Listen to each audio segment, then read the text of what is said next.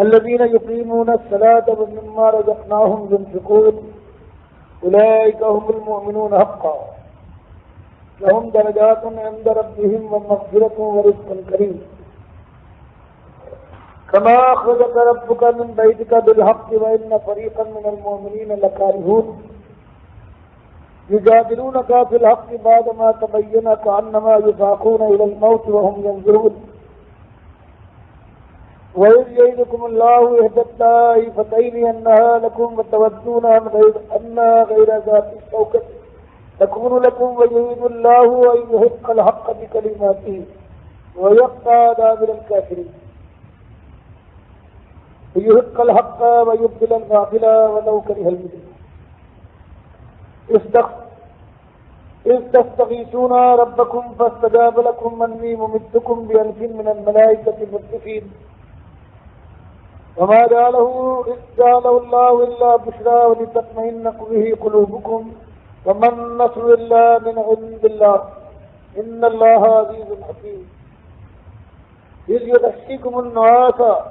أمنة منه وينزل إليكم من السماء ماء ليطهركم به ويذهب عنكم رجز الشيطان وليربط على قلوبكم ويثبت به الأقدام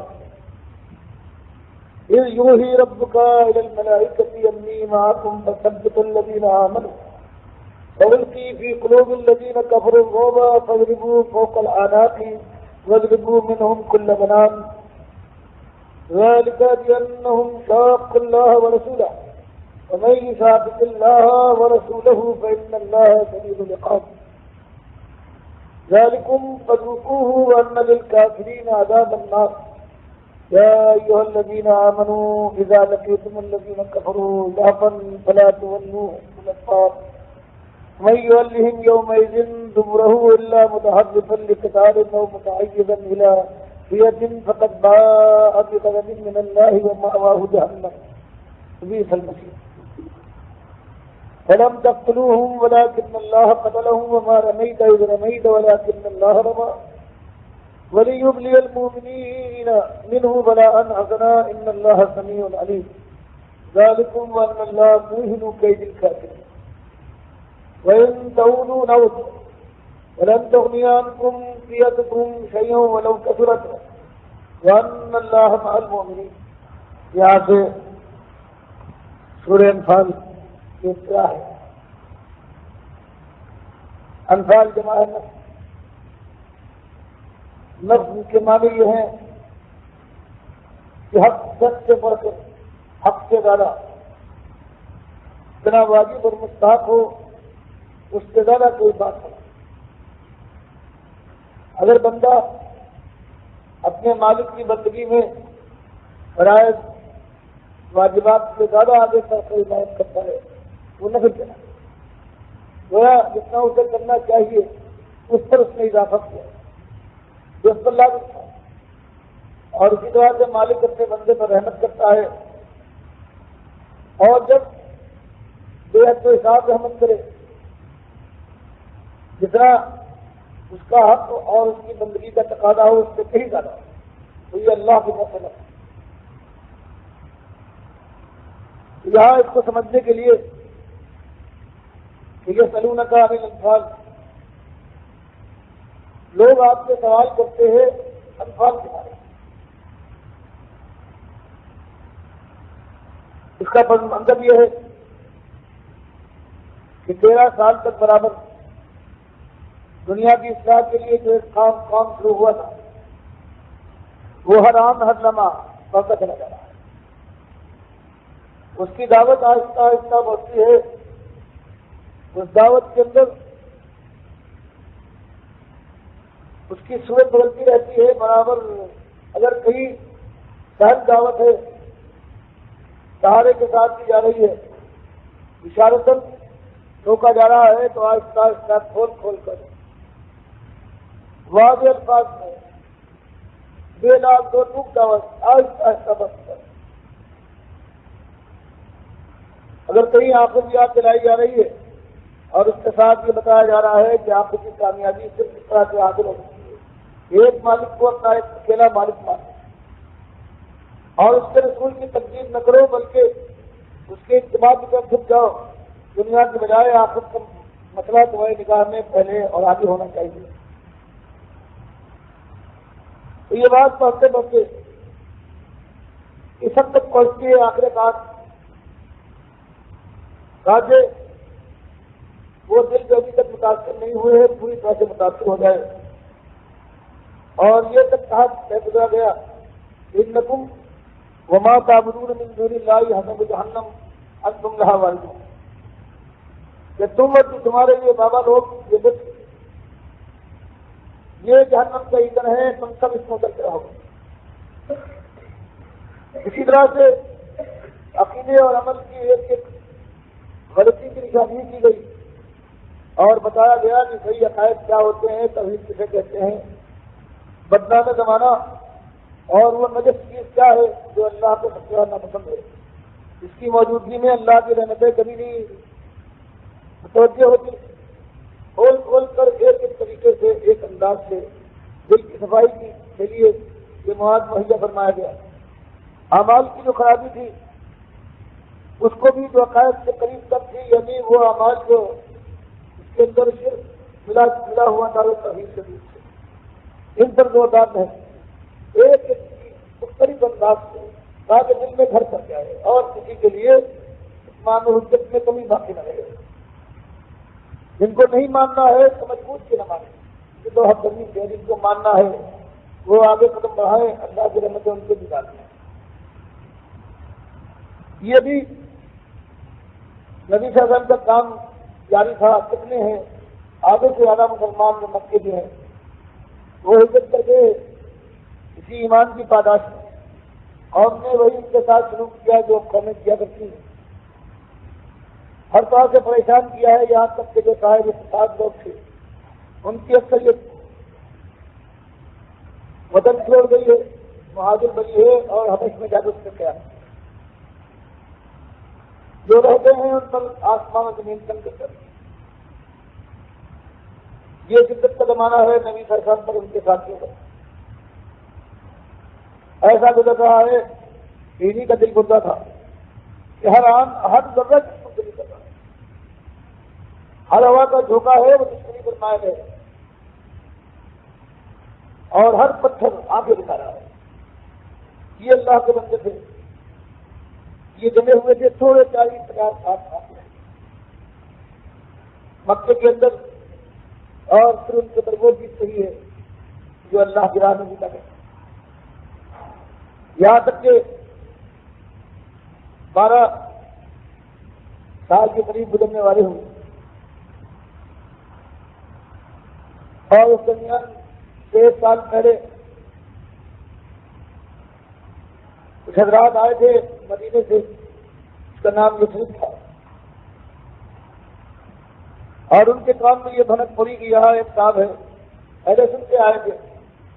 کہ جو باپ دادا کے دین کے خلاف بات کرتے۔ نبی صلی اللہ علیہ وسلم سے ان سے ملاقات ہوئی، 12 حضرات سے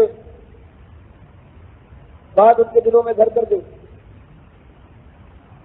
اس سے پہلے 6 حضرات 1 سال پہلے آ چکے تھے 10 میں، یہ 11 کا واقعہ ہے۔ 12 آئے تھے، آپ نے منا کی گھاٹی میں بغیر کسی کو خبر کیے ہوئے 12 حضرات کے سامنے دین کو پیش کیا ہے، انہوں نے قبول کیا ہے، بیعت کی ہے اور درخواست کی ہے کہ ہمارے ساتھ کوئی معلم ساتھ کر دیجیے۔ اس وقت اللہ کے فضل سے مصعب بن عمیر جوان رانا بنو اسددار کے قریش کے قبیلے کی شاخ ہوئے، جن کا ایسا خوشحالی کا زمانہ کسی نے نہیں دیکھا تھا۔ اللہ کی راہ میں جو پیسے کو محتاج ہو گئے، آخر میں مکہ چھوڑ کر حبش پہنچے، وہاں جو واپس آ چکے تھے۔ نبی صلی اللہ علیہ وسلم نے ان کو چھاٹا مولوی کے لیے اور ان سے کہا ان کو لے جاؤ، اور استاد کر دیا عبداللہ ابن عمر مکتوم کو، نبی صلی اللہ علیہ وسلم کے صالح جی رد خریجہ کے بھائی، ان کو ساتھ کر دیا۔ یہ جا کر یہ تو حضرات پہنچے ہیں مدینے کے اندر، اور وہاں انہوں نے ایک دن اور رات ایک تصویر ہے دعوت کی۔ مختلف واقعات آپ کے سامنے آئیں گے، کیا آزمائشیں آئی ہیں، مشکلات کا سامنا پیش آیا ہے، لیکن آخرکار اسلام کے بیچ انسان کے اندر جو پڑا تھا اب وہ اپنے برگمان لانے لگا۔ آہستہ آہستہ ایک سال گزرا ہے کہ مصعب بن عمیر رضی اللہ تعالیٰ عنہ اب حج کے موقع پر آئے ہیں، تو 12 کے بجائے 73,000 ساتھ ہیں، 72 مرد اور ایک خاتون۔ یہاں پہنچنے کے بعد نبی صلی اللہ علیہ وسلم کے نام و قیام ہوتا ہے، اور یہاں بھی جو جمرے عقبہ کا جاتا ہے بڑا شیطان، اس گھاٹی میں حج کے موقع پر مینا کے قیام میں نبی صلی اللہ علیہ وسلم سے چھپ کر یہ 75 حضرات ملاقات، اور ان کے جوانوں کا رویہ اور تیور ان کے یہ ہیں کہ جب یہ حضرات بیعت کرنے کے لیے اور اس بات پر کہ ہم آپ کو بات کریں گے، آپ ہمارے یہاں آ گئی، اس پر بیعت ہونے لگی۔ ان میں سے اسد ابن زرارہ رضی اللہ تعالیٰ عنہ، انہوں نے تقریر کی اور یہ بتایا کہ کتنی بڑی بات ہے، سوچ سمجھ کر ہمت کے ساتھ اگر اپنے وعدے پر قائم رہ سکتے ہو تو ہاتھ پر ہاتھ ڈالو، ورنہ ایسا وعدہ نہ کرو کرنے کا ہے۔ بڑی مشکل بات ہے، پورے عرب سے چل کے بتا دیجیے۔ اور پھر ادب بات نے فضالہ ابن نضرہ دوسرے انصاری نوجوان نے یہی تقریر کی کہ غلطی نہ کرو رویت یا احلاق یسرف والو، یہ بہت بڑی بات ہے، بغیر سوچے سمجھے اتنا بڑا اقرار نہ کرو۔ تم جانتے ہو کہ آج ان کی پوری قوم جو قریش کی سردار قوم ہے، ان کی جانی دشمن ہے، اور پورا عرب ان کی قوم کے تحت ہے۔ اب اگر ان کو تم لے جاؤ گے، ان کو پناہ دو گے، تو تمہارے اوپر اس کو کیا حالیہ کریں گے، تمہارے سلسلہ برباد ہوں گے۔ عرب ایک تلوار سے تمہارے اوپر حملہ آور ہوں گے پوری طرح سے، اور پھر کرنے کے بعد اب اگر تم دیکھتے ہو کہ تمہارے اندر ہمت ہے اس بات میں، یہ قول دو جم جاؤ، جب تمہارے اوپر صرف کیا حملہ چلے تم جمے رہو، تمہارے بچے یتیم، تمہاری عورتیں بیوہ ہو رہی ہوں، تمہاری ظلم دلیل کی جائے اور تم پیچھے نہ دو گے، تو خدا کی قسم ہاتھ پر ہاتھ ڈالو کہ دنیا میں اس سے بہتر کوئی اور کام نہیں۔ اور اگر یہ صدق رہنے والوں تمہارے دل میں یہ خیال ہے کہ جب آندیاں چلیں گی، جب تلواریں برسیں گی، اس وقت تم ان کا ساتھ چھوڑ دو گے، ان کو ان کی قوم کو سپرد کر دو گے، تو خدا کی قسم آج ضرور کر دیں کہ ہم نے یہ دم بات نہیں ہے، آج تمہارا عذر کرنا اللہ کی نگاہ میں زیادہ قابل قبول ہے، بنسبت اس کے جب وقت پڑے تو پیچھے ہٹے۔ یہ سننے کے بعد سارے ان حضرات نے جو یہ 12 ہجری کا 12 نبی کا واقعہ ہے، مینا کی گھاٹی میں ہاتھ پر بیٹھ کی ہے اور آواز کی ہے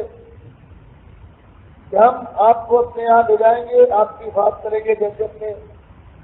بال بچوں کی جانوں کی حفاظت کریں گے، آج کے دن ہم اپنی جانوں کا قلعہ بنا دیں گے، ہمیں کچھ پرواہ نہیں ہے، ہمارے بچے یتیم ہو جائیں، ہماری عورتیں بیوہ ہو جائیں، ہمارے ذمہ دلیل کرتا رہ جائے، تلواریں ہم پر کرتے ہیں، ہم کرتا جائیں، ہاتھ بڑھائیے۔ اور اس کے بعد ان حضرات نے آج پر بیت کی ہے 73 حضرات میں 73 اس میں مرد ہیں، ایک خاتون ہے. یہ بیت عقبہ ثانیہ میں ہے. اس سے 1 سال پہلے کی بیت عقبہ اولیٰ کی.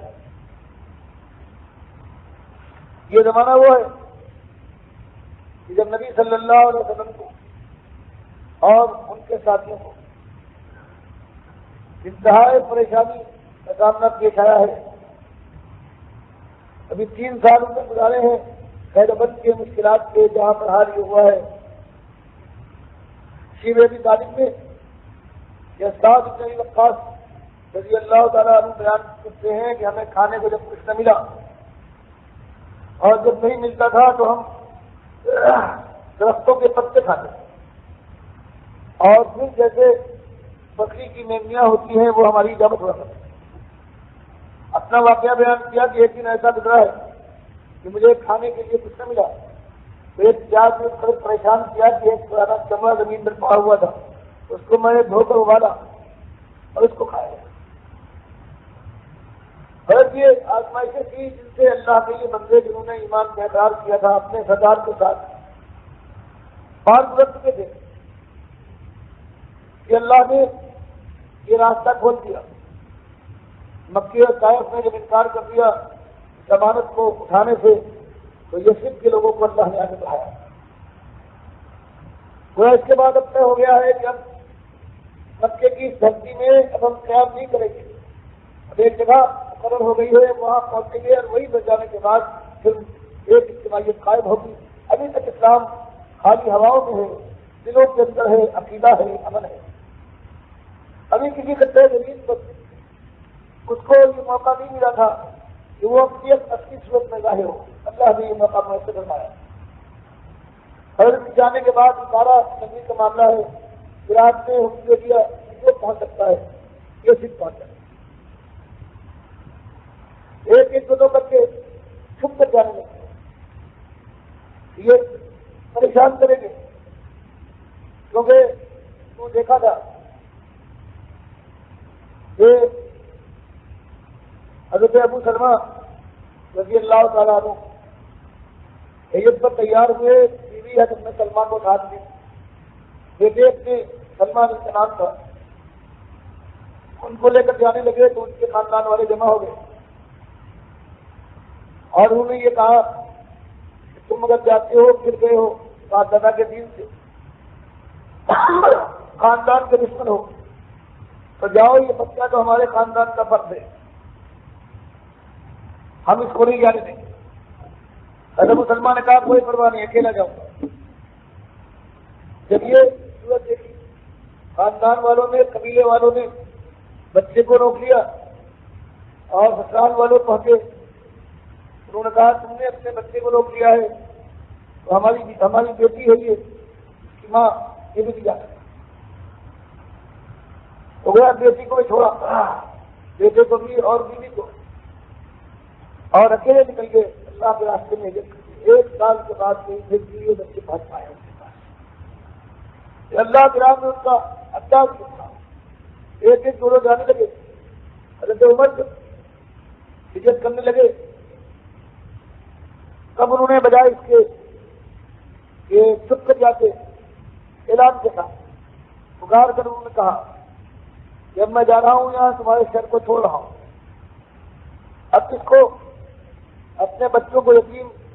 اور اپنی بیویوں کو بیوہ کروانا ہو میں راستہ روکے. اللہ کچھ کرنا ایسا ہوا کہ ایسا روز کھا گیا قریش مکہ کا کہ وہ دندناتے ہوئے ہوشیار کر کے نکلے اور کسی کی ہمت نہ ہوئی ان کے راستے میں کون ڈال سکے. اور اس طرح سے لوگ جا رہے تھے. اس معاہدے اور بیت کی بھنک پڑ چکی تھی قریش کے کھانوں میں. اب انہوں نے یہ اندازہ دیکھا، یہ معلوم ہوا کہ ابھی یہاں سے جانے کے بعد ایک ایسی جگہ بنا لیں گے جہاں سے ہمارا مقابلہ کریں گے اور پھر ان کی اجتماعیت وجود میں آ جائے گی. سب پریشان تھے کہ ایک ایک شخص جا رہا ہے. یہ طے کیا انہوں نے ایک مجلس میں آخری مجلس شورا میں کہ ایک ایک شخص قریش کے ہر خان والے سے جتنے اس کے خاندان ہیں، وہ بنو مخزوم ہو بنو وسیع ہو، تو بنو عبدالدار ہو، کتنے بھی ہیں، بنو تیم ہو، ہر ایک سے ایک ایک نوجوان کھانا جائے. اور یہ جنہوں نے ہماری جمعیت کو منتخب کر ڈالا ہے، ہمارے باپ دادوں کی عقلوں کے اوپر عیب لگاتے ہیں، ہمارے گوشت کو ہمارے ناخن سے رکھ کر ڈالا ہے. ہم سب ایک ساتھ اس پر حملہ کریں، اس کو شہید کر دیں تاکہ بنو ہاشم اگر بدلہ لینا بھی چاہیں تو سارے قریش کے قبیلوں سے کہہ دیں. یہ بات کیا ہوگی؟ اور انہوں نے رات کو گھر آ کے گھیر دی، لیکن اللہ نے راستہ نکال دیا. پھر اس کے بعد آپ ہجرت کر کے، ہجرت کرنے کے بعد جو اور باقی لوگ رہ گئے تھے، عام منادی کرنی گئی جو جہاں پر ہے کفار کے درمیان وہ چھوڑ کر مدینے آ جائے. اس طرح سے مدینہ رسول یا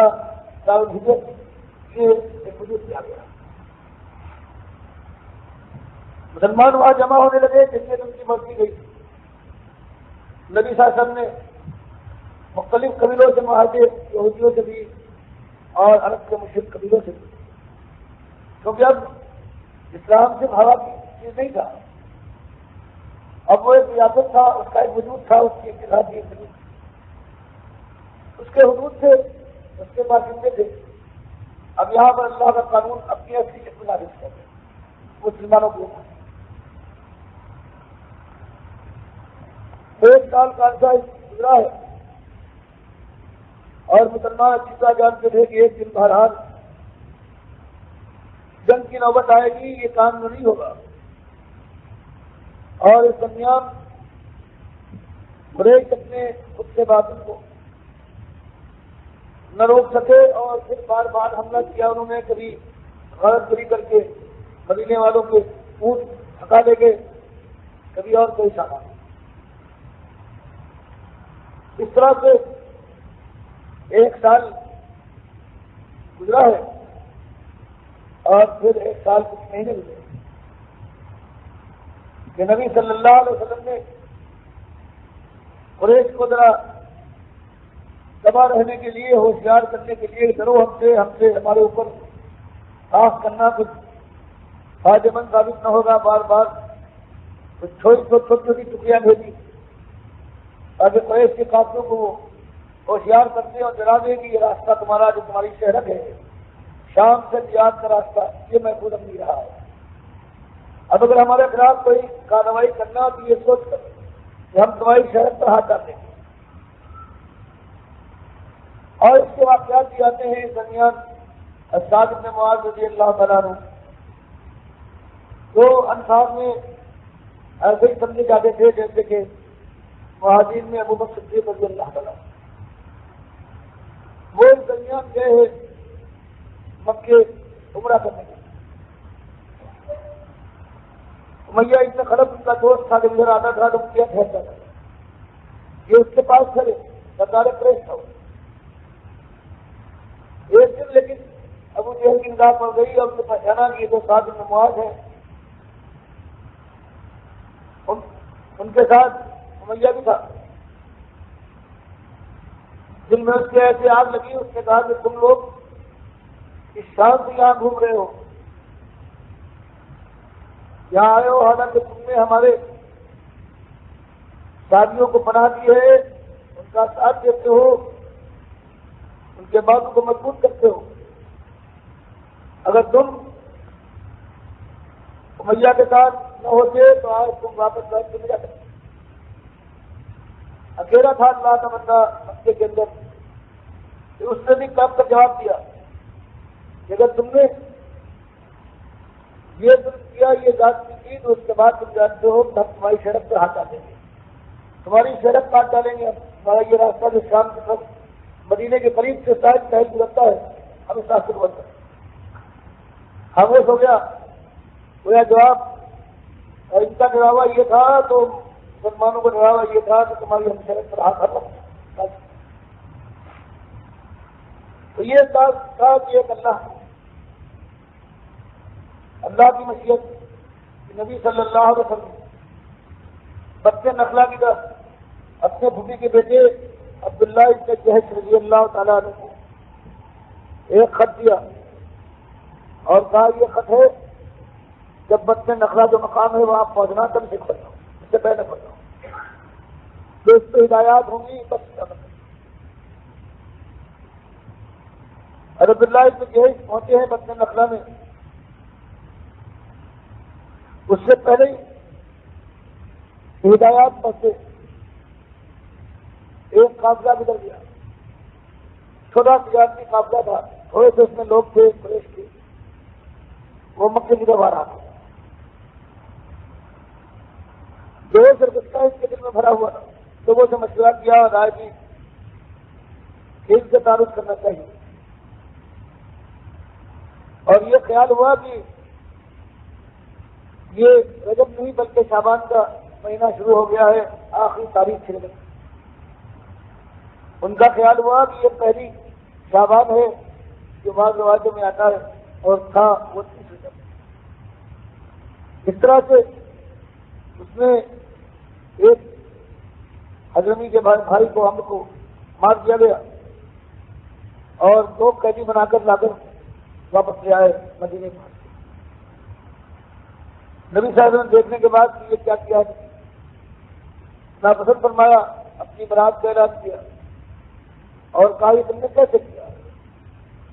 رجب جو حرام مہینہ ہے اس میں تم نے کیسے حملہ کیا؟ میں صرف اس کو لکھا تھا، خط تم نے دیکھا اس میں لکھا ہوا تھا کہ خالی تو لگاؤ کہ قریش کا اندازہ کیا ہے، قریش کیا کرنا چاہتے ہیں۔ خیال یہ ہوا ہے تو حملہ آور ہونے چاہتے ہیں مدینے پر، تو کوئی اس کا اندازہ نہیں، کوئی خبریں پہنچ سکیں گی تو تم یہ کہا۔ مسلمانوں کو سخت ناگوار بات ہوئی۔ اب منافقین اور یہود کو موقع ملا اور انہوں نے اس کو ہوا دی اور کہا یہ ایسے لوگ ہیں کہ امن کے پیغامبر ہونے کا دعویٰ کرتے ہیں، اور امتحان یہ ہے کہ حرام مہینوں کے اندر انہوں نے قتال کیا ہے، خود بہایا ہے۔ اور یہ بات ایسی کہ احساس بالکل تھوڑا سخت تھا، اللہ مدد کو پہنچا، اور اس نے کہا خیر تم بولے تم چھٹیوں تم نے آواز لگانا تو شروع کر، تمہارا تو حال یہ ہے کہ تم کعبے کے اور خانے کعبہ تم مالک بن بیٹھے ہو، اور تم شرک کے فتنے کو ہوا دینے والوں جو مشتاق ہیں کعبے کی زیارت کے، ان کو تم وہاں سے نکال بار تم نے کیا ہے،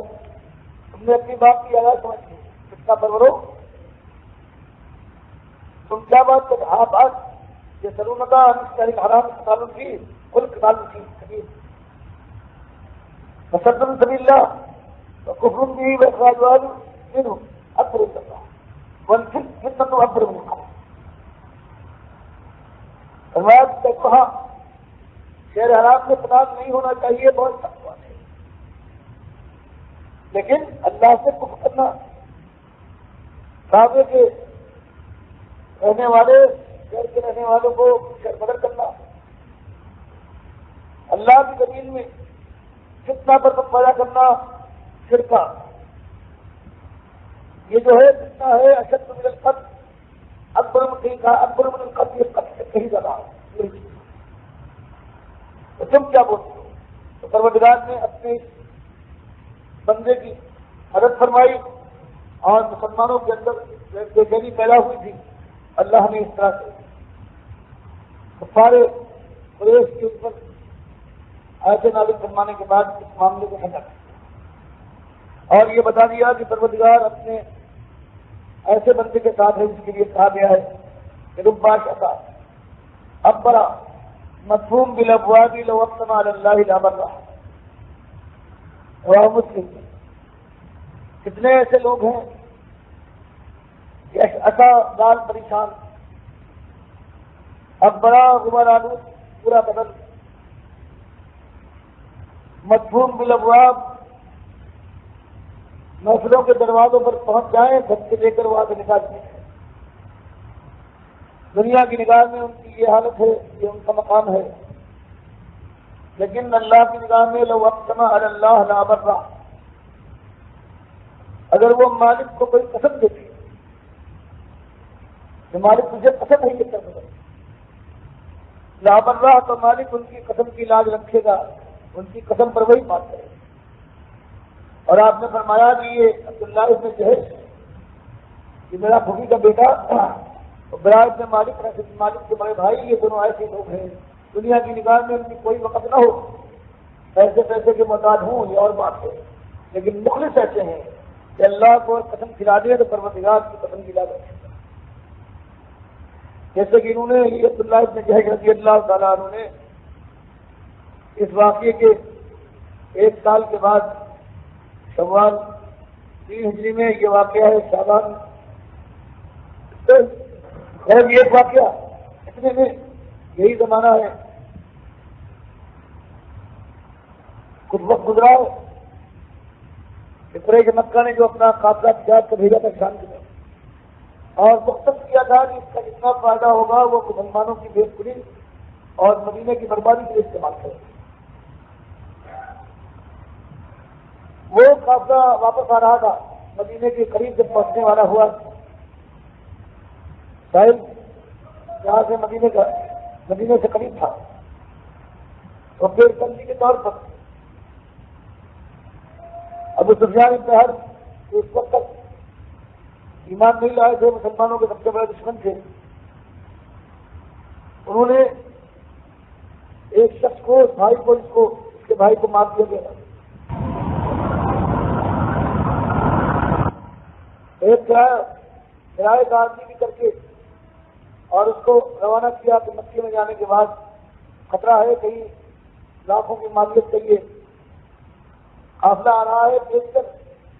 کہیں اس پر مسلمان حملہ نہ کرتے.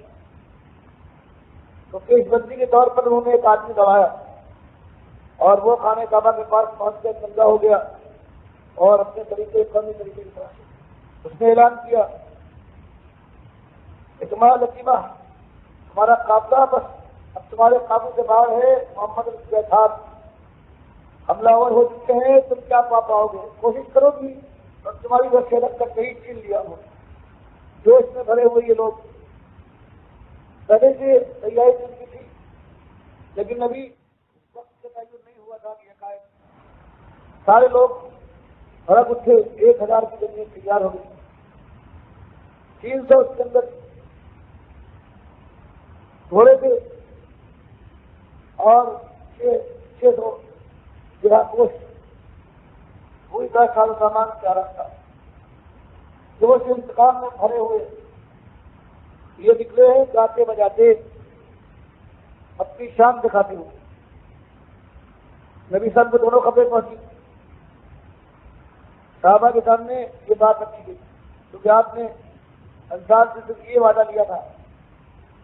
کہ اگر کوئی باہر کا کرو آ کر ہمارے اوپر حملہ آور کرے گا ہوگا مدینے میں تو ہم آپ کے ساتھ ہیں.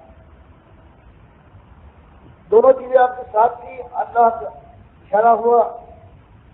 کہ جنگ کرنا چاہیے، قافلے پر ہاتھ ملا دیا، لیکن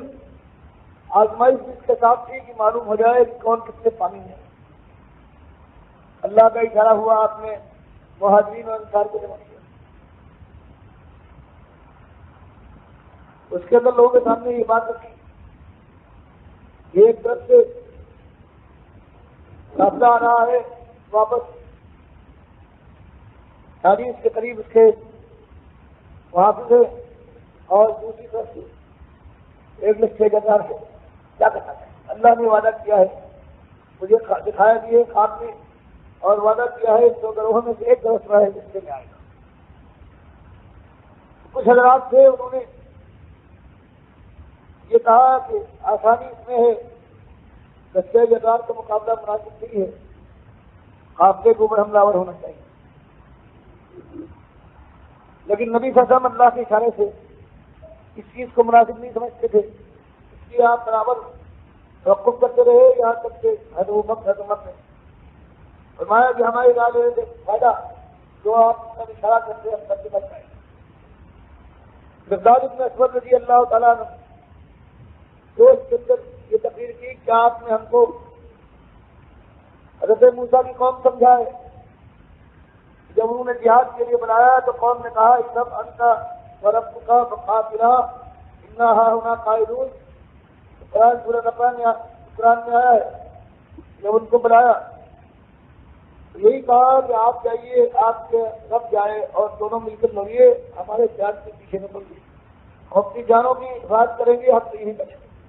فرمایا ہم وہ لوگ نہیں ہیں، بلکہ ہم آپ کے آگے سے لڑیں گے، آپ کے پیچھے سے لڑیں گے، آپ کے دانے سے وار کہیں گے اور آپ کے بائیں، اور جب تک ہماری ایک گردش کرنے والی آپ گردش کر رہی ہے، آپ کے جسم جان تک دشمن کا کوئی وار نہ پہنچ پائے گا۔ یہ سننا تھا کہ نبی صلی اللہ علیہ وسلم نے چہرہ اس فداکاری کے اس جذبے کے جانتے تھے کہ ایسے لوگ ہیں۔ خوشی سے تنتنا اٹھا عبداللہ ابن مسعود رضی اللہ تعالیٰ عنہ کہتے ہیں کہ میرے دل میں یہ تمنا بچتی، کاش یہ بات میں نے کہی ہوتی اور اس کا یہ اثر ہوتا محمد صلی اللہ علیہ وسلم اس کا نکل جاتا۔ لیکن آپ نے فیصلے میں پھر بھی توقع فرمایا، کہا کہ سعد بن معاذ رضی اللہ تعالیٰ عنہ اور اس کے سردار بنو قریظہ کے خاندان کے سب سے بڑے اور رئیس، جن کی مثال مہاجرین میں ابو بکر صدیق کی طرح سے تھی رضی اللہ تعالیٰ عنہ، ان کو خیال ہوا شاید ہماری وجہ سے آپ کو فرما رہے ہیں، وہ کھڑے ہوئے کیا ہماری وجہ سے آپ کی گمن ہے تو آپ کو فرماتے ہیں، ہم آپ کو اوپر ایمان لائے ہیں، آپ کو اللہ کا نبی آپ اور ہماری طرف سے یہ اعلان ہے کہ اگر آپ ہمیں لے کر سمندر میں اتر جائیں گے تو ہم میں سے کوئی پیچھے نہ رہے گا، اور اللہ تعالیٰ آپ کو وہ ہم کو دکھائے گا کہ آپ کے آگے دھمکی ہو جائے گی، آپ ہماری بات کیا کرتے ہیں، جو فیصلہ کریں ہم سب سے بل ایسا ہو گیا۔ نبی صلی اللہ علیہ وسلم پہنچے اور قریش مکہ کے لشکر کا مقابلہ کیا، بد میں پہنچے ہیں یہاں خدا کے اندر، اور اس کے بعد اللہ نے 17 رمضان جمعے کے دن 2 ہجری ہے، بدر کے میدان میں تھوڑے چند گھنٹوں کی جنگ کے بعد اپنی نصرت بھیجی ہے، فرشتے بھیجے ہیں جنہوں نے عمل قتال کیا، یہ دکھانے کے لیے ورنہ فرشتوں قتال کی ضرورت کیا ہے، یہ دکھانے کے لیے کہ پروردگار عالم اپنے مومن بندوں کے کس قدر ساتھ ہے، یہ اپنے فرشتوں سے چیک کرواتا ہے۔ بخاری کی روایت میں آتا ہے کہ عبد الخیشوم، کہ جبریل علیہ السلام کے گھوڑے خیشوم کا نام گدا گیا، بعض صحابہ کہتے ہیں کہ ہم نے دیکھا دشمن ہے، ڈرنے والا ہے، یہ قائد ہم نے دیکھا سب کرنا، تو بہتوں کے ساتھ یہ ہوا کہ فرشتوں نے مارا، اور اکثریت کو اللہ نے مومنین کے ذریعے مروایا ہے، اور چند گھنٹوں کے بعد 70 قیدی 70 خانوادے کے سردار قریش کے دلہائے سرسبق سمجھے جانے والے خاک میں پڑے ہوئے، خون میں بچھڑے، دل بخاری کی موت۔ اب مال غنیمت کا جو قاعدہ تھا، پہلا موقع ہے کہ یہ بے حساب مال غنیمت آتا ہے۔ عرب کا قاعدہ یہ ہے کہ جو مال غنیمت پر قبضہ کر لے یہ اس کا، تو 2000 مال غنیمت جمع کر چکے تھے، ایک ان کا کرو قابو، دوسرے کچھ لوگ تھے، پہلا کچھ معاملہ تھا، وہ کہتے تھے کہ یہ ٹھیک ہے، عرب کے قاعدے کے لحاظ سے یہ مال جو ہے قابل کے حصے کا مال ہے، لیکن ہم لوگ جو دشمنوں کا پیچھا کر رہے ہیں دینے کے بعد، تو ہم بھی برابر کے حقدار ہیں کہ اگر ہم یہ نہ کرتے وہ پلٹ کر آتے تمہارے مال غنیمت کو، اس کے اوپر تم جمے ہوئے تھے، تم پر حملہ آور ہوتے اور یہ بڑے لگ جاتے۔ کچھ حضرات تھے جو اپنی ڈیوٹیوں پر قائم رہے تھے، بعض نبی صاحب کے محافظ تھے، ان کا کہنا یہ تھا کہ ہم کیسے مال غنیمت جمع کرتے ہیں، ہم تو اس ڈیوٹی میں لگے ہوئے تھے، اور اگر ہم نبی صلی اللہ علیہ وسلم اور اپنی ڈیوٹی کا خیال نہ کرتے تو یہ وجہ کیسے بندو، ان کا بھی کہنا تھا۔ تو بعض حضرات کے درمیان اس سے قدر نہیں پیدا ہو گئی، یہ مال کس کو ملا، اس کی تقسیم کیسے ہو، اور اس طرح سے دل کے اندر کچھ ایک دوسرے خراب دل کا پیدا ہوا اس مال کے، اس کو پروردگار نے اصل بنایا ہے، اور پھر جو خامیاں ابھی تک موجود تھی یا آئندہ پیدا ہو سکتی تھی ان کا اور پہلی بات کہ یہ لوگ آپ سے سوال کرتے ہیں انل الفاظ کہہ کے ثابت کر دیا کہ ان کا حق نہیں ہے، یہ تو حق سے ثابت چیز ہے جس کو مجرا کر رہے ہیں۔ ہماری مہربانیاں دیکھی نہیں، ہم نے کیا ان کے ساتھ کیا ہے؟ 313 دن کے اندر صرف 6 ہوتے ہیں، یہ ہمارا 70 اونٹ ہے جن کے پاس تو سے وقت میں نہیں ہے، تیر اور تلوار دونوں ہوں، ان کو ہم نے کیسی فتح کی؟ یہ کامیابی یہ ہماری داد ہوتی ہے، ہماری رہائش یہ کچھ کم ہے۔ اب مال جو ہے، مال کے معاملے میں ہم کہاں بتاتے ہیں کہ جو انسان ہے یہ تو اللہ نے تم کو فتح دینے کے بعد یہ اپنی احسان فرمایا ہے، احسان کی کا اضافہ اور زیادتی والا معاملہ ہے، اس میں تمہارا حق کوئی نہیں۔ آپ اس سے کہیے قل الانفال للہ والرسول، فرمایا تمہارا کوئی حق نہیں ہے کہ آج اس میں کہتے کہ ہم لیں گے اور یہ وہ پورا لے گا، یہ تو خالی حق ہے اللہ کا ہے۔ اللہ کس طرح چاہے تمہارا کوئی سزا، اور اس مال کے لیے جو تمہارا مقصد تھا، تمہاری قائد، تمہارا مد نظر، وہ تم نے حاصل کر لیا۔ اب اس کے بعد مال کے چند روزہ زندگی میں جو برتنے کی چیز ہے، آگ ہے، کم نہیں ہے، اس کی وجہ سے آپس میں جھگڑا پیدا کر رہے ہو، میدان کتاب میں بدن سے بدن ملا کر تم نے اس کا مقابلہ کیا ہے، بھائیوں اور باپوں کے ساتھ تم نے اس سے شروع کیا ہے، ان پر کوئی وار ہوا ہے تم نے اپنے سیرے روکا ہے، یہ تم نے جان کے ساتھ آپس میں یہی ساتھ کیا ہے، مال کا معاملہ آ گیا ہے تم کو آپس میں ایک دوسرے کے ساتھ نہیں ہے، مال کی حد ہے تو وہ اس کو فتق اللہ، اور مال کے لیے آپس میں نفسا نفسی کا جو مسئلہ ہے کہ تمہاری شان سے بنی اللہ سے ہو، تم تو زمین کے نمک ہو، تم اس کائنات کے اصل ہو، اور تم مال کی وجہ سے آپس میں یہ اختلاف کرو، اللہ سے ڈرو واصلحوا ذات بینکم، اور اصلاح کر لو اپنے درمیان، مال کی وجہ سے ہے اگر اس کی وجہ سے آپ اپنے مومنین کے اندر تنازع پیدا ہو، تمہارے لیے ایک ہی قیمتی چیز ہے، تمہارا سرمایہ ہستی ایک ہے، اور وہ یہ ہے کہ تم اللہ سے رسول کے ساتھ اس کی قیمت پہچانو، واضح اللہ کی اطاعت کرو، مالک کی بات مان کر اللہ کی رضا کے لیے سر کٹوا دو، مال کے لیے نہیں، ساتھ اگر آتا ہے ایک نگاہ محتاج ہو جانا تمہارے لیے تم رسول کی پیروی و اطاعت کرو، یہ اصلی سرمایہ ہے، تمہارا سرمایہ افتخار نہیں ہے، اور اصلی تمہاری یہ پوری ہے ان کنتم مومنین، اگر تم نے صحیح معنوں میں اللہ سے ایمان کا معاملہ کیا ہے، اگر تمہاری یہ بے و شرا کا معاملہ، تمہاری یہ سوداگری اللہ سے جان و مال کو بیچ کر جنت کے بدلے میں ایمان کا تم نے سزا کیا ہے، تو اس کے بعد پھر یہی ایک چیز ہے تمہاری کتاب میں اس کے وقت ہونا چاہیے۔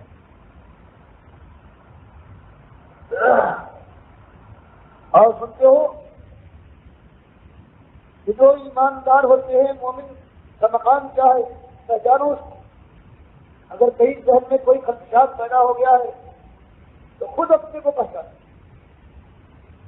کہ تمہاری حیثیت کیا ہے، تمہاری زندگی کا انداز کیا ہونا چاہیے،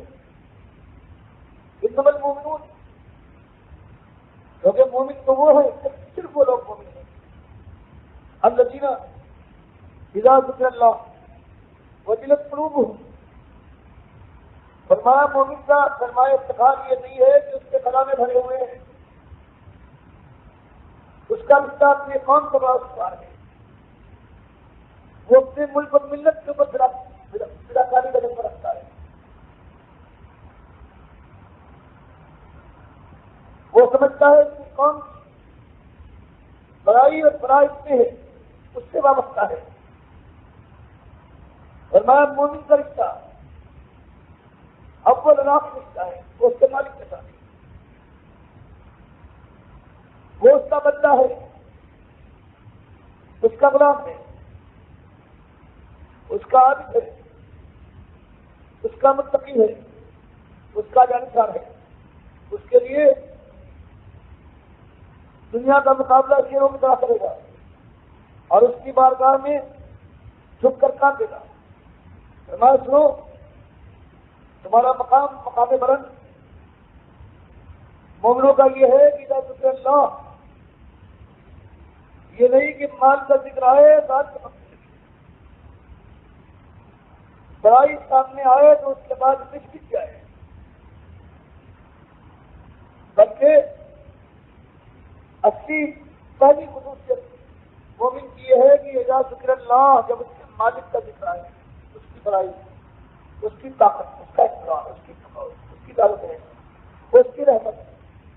اس کی عنایت، اس کے عذاب اور اس کی ثواب، اس کی ذات اور خدمت،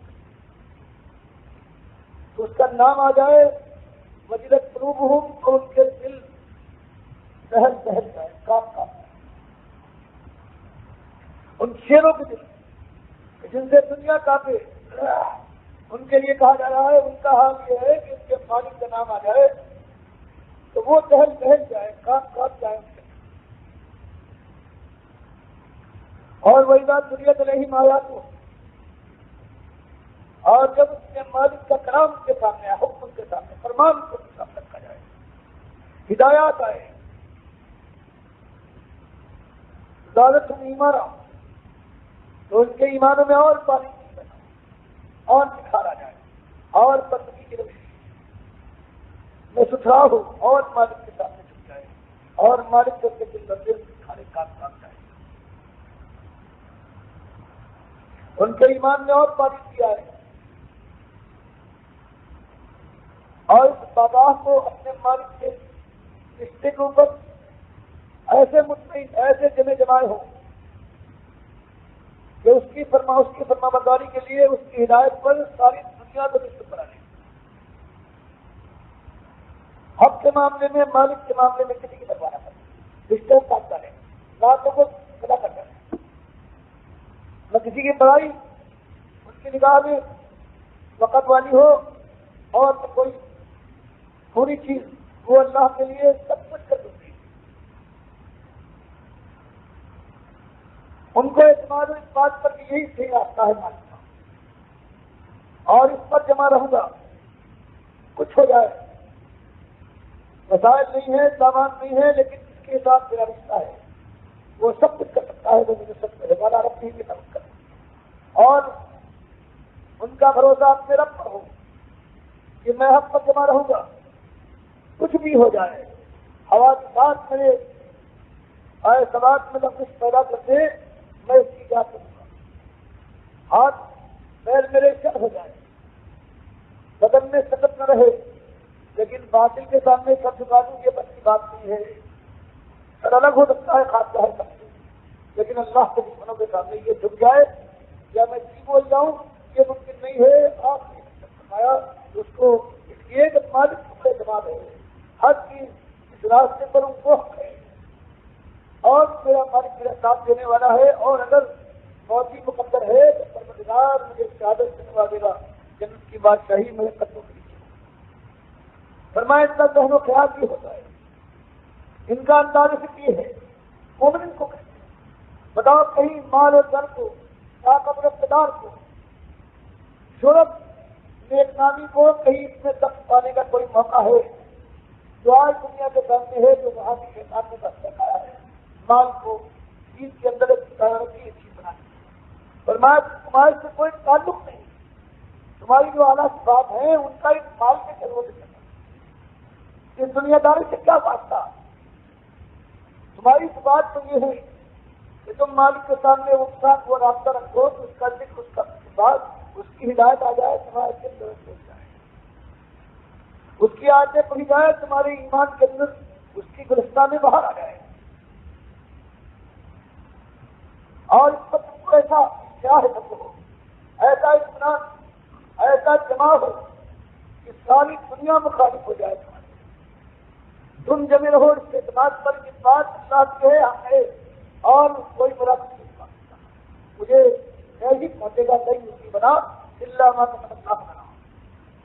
کہ ہم کو کوئی اور مصیبت پہنچ نہیں سکتی مگر جو ہمارے مالک کی لکھتی ہے وہ مولانا اور وہ ہمارا آقا ہے. اس لیے فَلِلَّهِ فَلْيَتَوَكَّلِ الْمُؤْمِنُونَ. جب یہ مسئلہ ہے تو پھر مسلمانوں کو ہر حال میں اپنے مالک پر توکل کرنا چاہیے. اس بات اس کی حق رہنمائی اس کی صادق اور نصرت کا وعدہ بالکل پکا ہے. کسی پر کیے گئے اسی پر کا یہ بتاؤ ہماری بات اعلیٰ کا ذکر کیا گیا ہے. اس سے پہلے ان میں کہیں کوئی دکھا ہے مال کی محبت یہ کام محبت اولاد کے ساتھ لگاؤ قوم اور ملک کے ساتھ واسطے کوئی ذکر نہیں.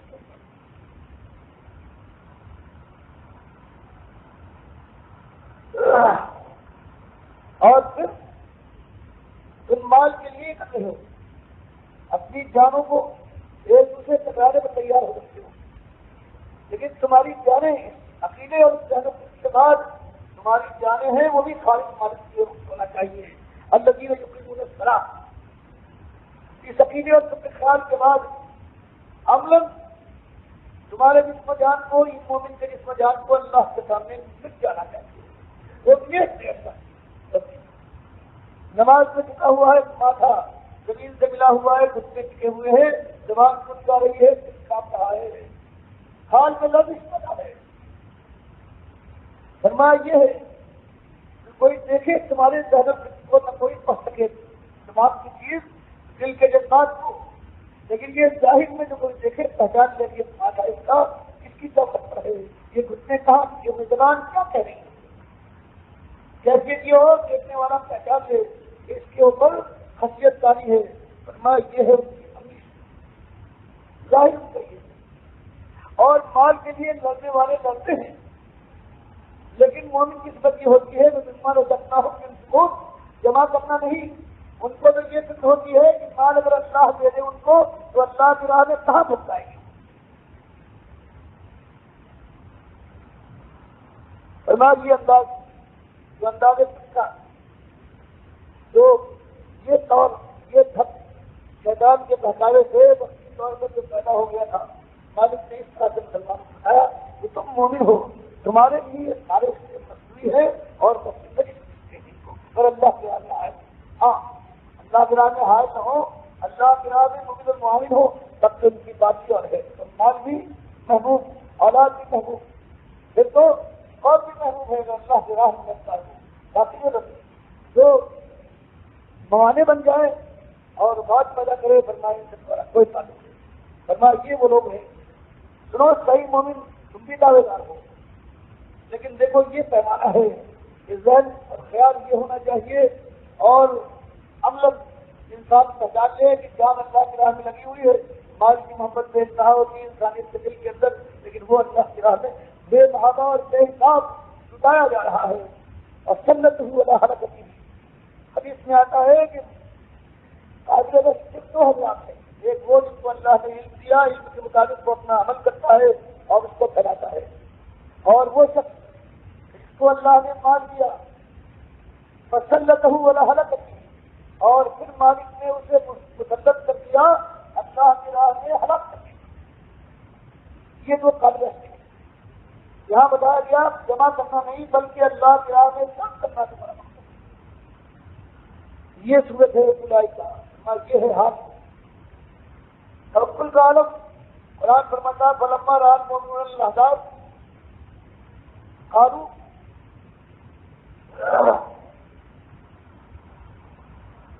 فلما رأى المؤمنون الأحزاب قالوا هذا ما وعدنا الله ورسوله وصدق الله ورسوله وما زادهم إلا إيمانا وتسليما. کہ جب مومنون نے دیکھا کہ یہ جیسے ہمارے دشمنوں کے جنگ خندق میں آ گئے ہیں تو کیا زبان سے نکلا بالکل یہی بات بتائی تھی آدھا مواد اللہ ورسول بالکل یہی بات کہ یہ اسلام کوئی بچوں کا کھیل نہیں ہے. اس میں یہی کچھ ہوگا، جان و مال کی قربانیاں، جسم و جان کی تباہی، اللہ کے راہ میں سباب، اس کو طلب کیا جائے گا، یہ آزمائش آ جائے گی۔ فرمایا تبارک سے صدق اللہ و رسولہ، جو ہم سے کہا تھا کہ یہ دور آگے رہے گا آزمائش کا، لیکن بالکل سچ کہا تھا۔ فرمایا وما زادهم الا ایمانا و تسلیما، اور ان مومنین کے تو یہ وقت پڑا ہے کہ 3000 خود ہے اور 10,000 فوج مقابلے پر ہے، بھوک اور پیاس سے بے قرار رہی ہے، بجائے اس کے خوف و ہراس ہوتا، ان کے ایمان اور ان کے اسلام اللہ کی فرما برداری میں اضافہ ہوا ہے، کوئی کمی نہیں آئی۔ یہ توکل ہے، یہ اللہ کے ساتھ رابطہ اور ارتباط ہے۔ فرمایا اولئک، ایسے جو لوگ ہیں، ہم المؤمنون حقا، یہ لوگ کئی معنوں میں سچے مومن ہیں، ورنہ زبان کی بھاگ اڑانے والے، شور و شر اور پروپیگنڈا باز لوگوں کی بات اور ہے، زبان سے پوچھتے ہیں اور عمل یہ ہو اسلام کا دعویٰ کریں اور بڑی ایمان کے مقبرے کے اوپر جائیں، جاتے کہانے ڈھونڈ کا آ گئے، شہادت چڑھاتے ہوئے اسلام کے دعوے دار، اسلام کے دعوے ابھی آپ کے سامنے پیش کل کے اس نے ڈھونڈ دیا ہے۔ یہ جو ایمان اسلام لانے والے ہیں، یہ بڑی امام جو وہ ہے جس کے متعلق جب تک ہندوستان تقسیم نہیں ہوا تھا، یہ تھا، یہ کہا گیا تھا، یہ عائشہ اور کوئی زبان بازاری میں یہ بات مشہور تھی کہ جس نے ان کے یہاں جا کر شہادت میں چڑھائی بڑی امام کے اوپر، تو خارش پیدا ہو جائے گا اس کے لیے۔ یہ وہ درگاہ ہے اسلام آباد اور راجگنج کے درمیان، جہاں سے ہمارے عبدالغفور صاحب کھڑے جو سب سے بڑے علمبردار ہیں دین کے قبر کی، انہوں نے جا کر فوٹو آتے ہیں، وہ جو ان کی دستار بندی ہوئی ہے وہ دیکھیے گا، سوائے وقت اور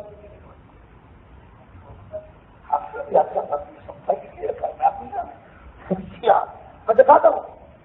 یہ ظالم لوگ ہیں، یہ دوگلے، ان سے زیادہ یہ وہ لوگ ہیں جس سے کوئی وہ خانقامہ ہو داڑھی کھانے والا، اور وہ جب موقع اس کو ملے وہ سور پتا کر کھلائے اور ہم بسم اللہ کریں۔ یہ وہ ہے ابھی یہ جو اسلام کے دعوے کی قیادت تھی، یہ تو ابھی تعبی نہیں ہوئی ہے، کہ ابھی اس کے بعد یہ شروع ہو گیا۔ یہ اتفاق اللہ کے بندے یہی ہیں، یہ توکل کرنے والے اللہ کے اوپر، اللہ کے نام سے کرنے والے، یہ دنیا داری کا انتہا ہے۔ جب یہاں تک پہنچ گیا یہ مسئلہ تو یہی ہے کہ سورج چھپ جائے کہ